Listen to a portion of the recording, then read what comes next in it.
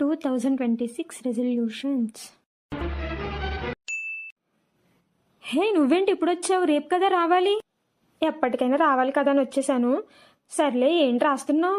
అదే 2026లో ఏం చేయాలి, ఏం చేయకూడదు, ఎలా ఉండాలి అని ఒక ప్లానింగ్ ఉండాలి కదా, అవే రాసుకుంటున్నా.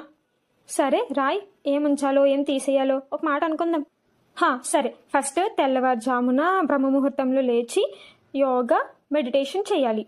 తెల్లవారుజామున బ్రహ్మముహూర్తం, యోగా, మెడిటేషను. అల్లారం ఎందుకు? ఆఫ్ చేసి పడుకోవడానికా? ఏదో ఒక ఆసనమే చూస్తాను. ఏజ్ అయిపోయాక వచ్చే నొప్పులన్నీ ఇప్పుడు వచ్చేస్తున్నాయి, మళ్ళీ యోగా మెడిటేషను తీసేయి.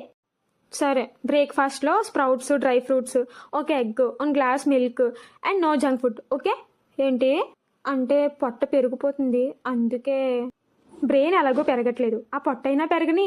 తీసేయి, ఇది కూడా తీసేయి.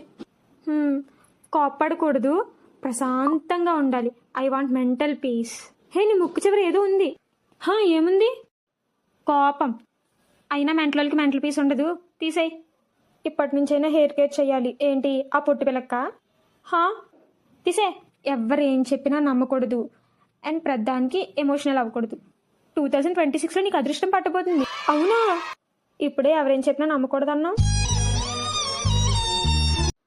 ప్రతిదానికి ఎమోషనల్ అవ్వకూడదన్నా, ఇందాకే కోపడినన్నా. ఇది కూడా తీసేయి. నెక్స్ట్ ఏంటి చెప్పు? అన్నీ తీసేస్తే ఇంకేముంటాయి?